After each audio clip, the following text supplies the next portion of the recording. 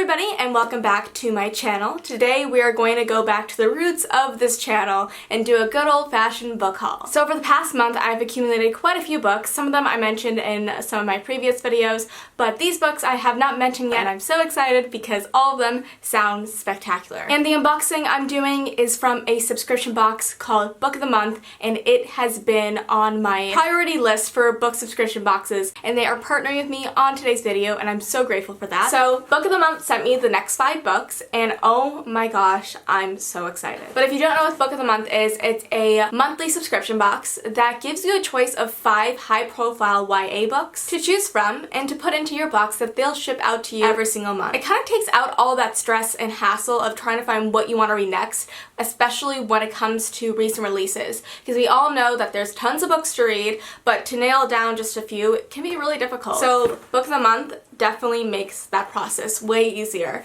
and their books that they have are so incredible. And the thing that I really prefer about Book of the Month is that sometimes when I get sent subscription boxes, I open up the box and it's a book that I already have. So with you getting to decide what book you get, it makes everything so much more convenient. And yes, it is a monthly subscription box, but if you ever want to skip a month, it's easy peasy. And if you use my code, you can get your first book box for only $9.99. So don't forget to go and sign up for Book of the Month /YA and sign up for their newsletter because it will keep you updated on all the recent YA releases. So the first one that we have today is... oh my gosh, I'm so excited about this book. The Beautiful by Renee Ahdieh. Guys, we have all been blessed by this book in our modern day. Because if you're like me, you never really got into vampire YA romance when Twilight was at its peak. And you never really felt like you needed to. Until it was gone and you were like, wait, but I kind of want to read a vampire YA romance now. But nobody is publishing any new ones because publishing kind of stops selling them. You know, publishing is kind of like a roller coaster.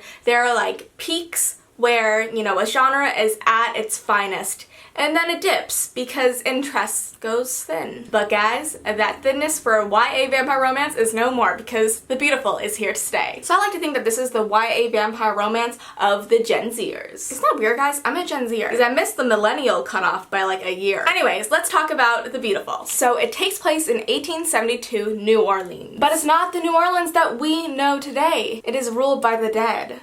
Actually, I think New Orleans is still ruled by the dead. So this book follows the story of Celine, and she is a Paris dressmaker forced to flee her hometown in order to seek safe haven in New Orleans. And there she goes to this convent in the middle of carnival season where this rich and vibrant city seems truly spectacular. And soon she gets captured by the glitzy underworld of New Orleans because a leader of said underworld, Sebastian, takes a fancying to her.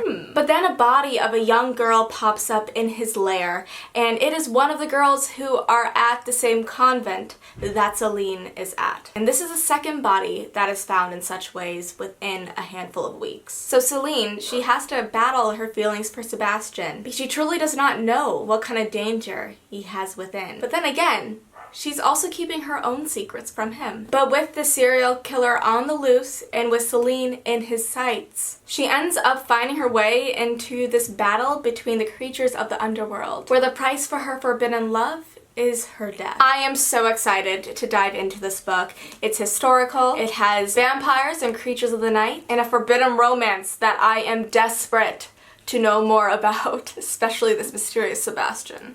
Also, fun fact, Book of the Month actually prints their own specialized copies of these books, so there are different covers and different naked covers as well than the original, which I think is really cool. The next book in said box is Wayward Son. I think that the whole entire Carry On fandom has been itching for this book for many years. The last one, which was...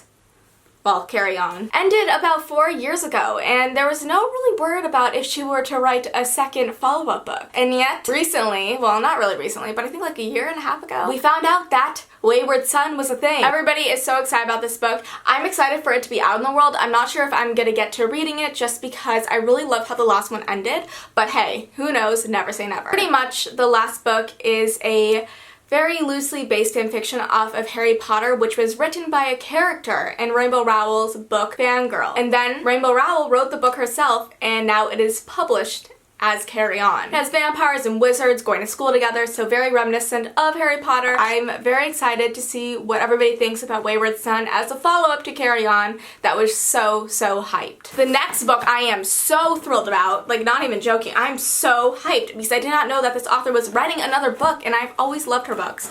So that book is The Fountains of Silence by Ruta Sepetys. I freaking love this title. Isn't there a song called no, it's called The Sound of Silence, right? Ruta Sepetys is one of my favorite historical fiction writers. She just manages to write such distinctive but also very underrepresented historical events that not many people know about, or people know about, but not individual stories that are as unique as her characters. So this book takes place in 1950s Spain, and it follows the story of Anna and Daniel. So it takes place underneath the dictatorship of Francisco Franco, where Spain has truly opened itself up to tourism and showing everybody its beauty, despite the dictatorship that it runs underneath. And so Daniel, who is the son of a oil tycoon, comes to this beautiful country with promises of wine and sunshine and to connect with his mother's roots. And he wants to do it all by seeing it through his camera lens, because he's an avid photographer. And that's what actually leads him to Anna. And her family is still very much living in the past civil war that had just happened and dealing with all of the fortune and fear that came with it. So this book, I know, will be super atmospheric and walk us through this history that many of us probably don't know too much about. So I'm excited to go and dive on into this book. I think that I'm going to be reading it very soon because it gives me all those fall cozy vibes. The next book that we have is... I almost hit myself in the face. Full Disclosure by Cameron Garrett. This book follows the story of Simone, and she's starting over at a new school and is gonna dive right into the theater performance of Rent, and also make googly eyes at her crush Miles. But the last thing that she would ever want any of her new friends to know is that she is HIV positive, because it's what ruined her at her old school. But as she moves forward with her relationship with Miles, and sex is kind of looming over them because they both want to have it, but you know, there's something standing in their way. That's a quite serious thing. She ends up finding a note in her locker threatening to expose her secret to everyone at school, including Miles, if she does not break up with her boyfriend. So she has to go and confront the truth and control her own future, even if it means exposing her secrets along the way, which is one of the things that she fears most. I'm really excited that a book like this is out there, especially in YA, and there's little to no representation, especially for teens who have it, and I'm really glad that Cameron is bringing it out into the spotlight to shine light on this subject. I'm so excited, especially because I've heard wonderful things about this book, so cannot wait to dive on it. And lastly, we have Fireborn by Rosaria Munda. This book's about dragon riders, y'all. So excited! Finally, we get more dragon books. This book follows the story of Annie and Lee, and their world went through a brutal revolution that now has given everyone a chance to become a dragon rider. Now they are both rising stars in this new world, even though their backgrounds are polar opposites. So Annie comes from a low-born family who was murdered by dragon fire. Meanwhile, Lee comes from an aristocratic family whose family was murdered by revolutionaries, and they both come together and meet each other at a orphanage. But there is a new war brewing because people in hiding have come out from the shadows and are threatening war once more. And Annie and Lee have to choose between duty and family and love because their emotions for each other are getting kind of tangled up in a web of complication. But in a time like this, you have to make a choice fast or else it could be your head on the stake. I'm so excited about this book because dragons and dragon riders. Okay, so these are the books that Book of the Month have as options for October,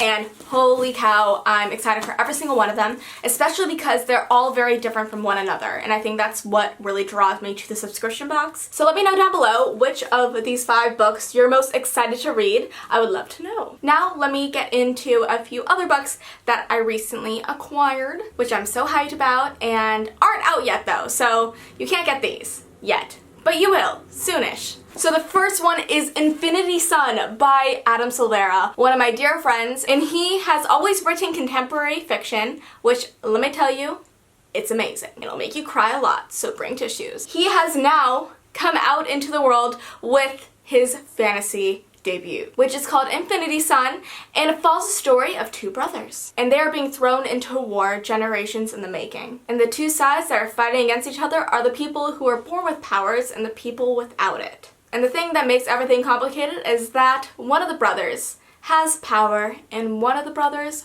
wants it. So this book is a battle for what is right when choosing between family and your rightful future. And the wonderful thing about this book is that it's multiple points of views, it's urban fantasy, and it has so many diverse characters within it. It is such a book for everyone, and I'm so excited to dive on in. Infinity Son releases January 2020. And the last book that I have for you guys today is Redemption Prep by Samuel Miller. Just one second, I need to hype up Samuel. Sam is like the nicest person I've ever met. I met him, I think last year at BookCon. No, 2 years ago at BookCon. And the instant I started talking to him, I was like, wow, you're gonna be a person that changes this world. And he has given us such amazing books, and this is gonna be one of them. So this book follows the story and disappearance of Emma. Emma stands out, and at a school like Redemption Prep, it is quite noticeable because everybody who attends this school is handpicked. So that's when Emma goes missing, everybody notices. And everyone at this school is a suspect. And although the people closest to Emma want her to be found, they also have their own secrets that they need to protect. And as the investigation goes on,